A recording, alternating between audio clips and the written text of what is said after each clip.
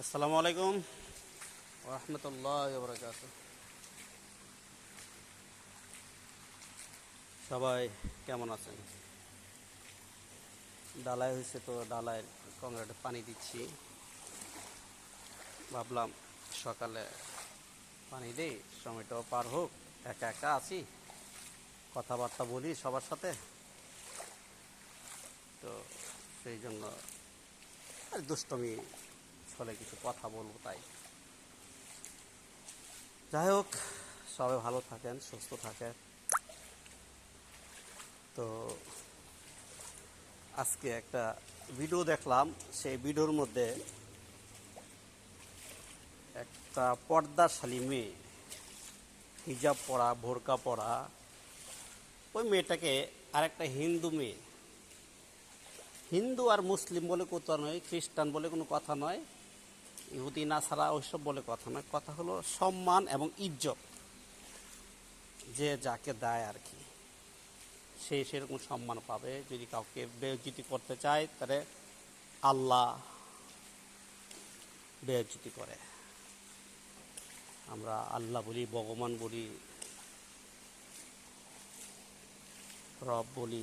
যাই হোক, তো ওই মেয়েটাকে হাতাহাতির মধ্যে হিজাব খুলে ফেলে, বোরকা খুলে ফেলে, সেটা মারে আর কি।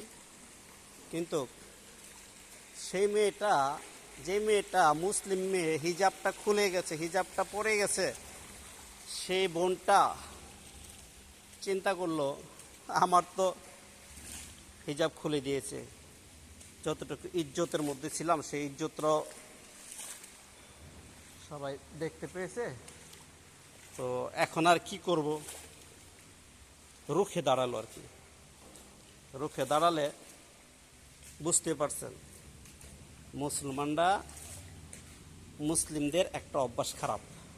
সে ছেলে হোক আর মেয়ে হোক, জোয়ান হোক, বৃদ্ধ হোক, বাচ্চা হোক, অভ্যাসটা খারাপ কি জানেন? তারা যখন রুখে দাঁড়ায় তখন শুধু ভাবে যে এক আল্লাহ আছে, আর কেউ নেই, আমার মা বাবা, ভাই বোন, আত্মীয় স্বজন কেউ নেই, শুধু এক আল্লাহ আছে আমাকে রক্ষা করার জন্য। রুখে দাঁড়িয়ে তারপর যে কেলানিটা দিল না, সেই কেলানিতে কাত হয়ে, চিত হয়ে গাড়ি ট্রেনের নিচে পড়ে গেছে, সিটে আর কি, নিচে বলতে ট্রেনের সিট থেকে নিচে, সিটের নিচে পড়ে গেছে আর কি। তখন কত সুন্দর কেলানি খেলো, বুঝতে পারছেন? তবে আজকে যদি এই কাজটা কোনো মুসলিমরা করতো তো কি হতো, বহুত শোরগোল হয়ে যেত। তো মুসলিমরা করে কখন জানেন? যখন তারা দেখে যে আমাকে তো অসম্মান করেই ফেলেছে, এখন আর ছাড় নেই, ছাড় দেবো কেন। তো এরকম সবাই রুখে দাঁড়াবেন, যেখানে হোক, যে দিকেই থাকেন, যেই রাজ্যে, যেই প্রদেশে, যেই দেশেই থাকেন, রুখে দাঁড়াবেন। রুখে দাঁড়াইলেই মনে করেন জিতে গেলেন। আমতা আমতা করতে নেই।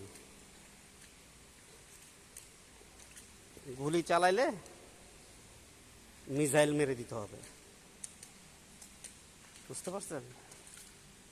তাহলে গিয়ে প্রতিপক্ষ লোক সোজা হবে, নতস্য সোজা হবে না, কারণ এগুলো সোজা হওয়ার লোক নয়।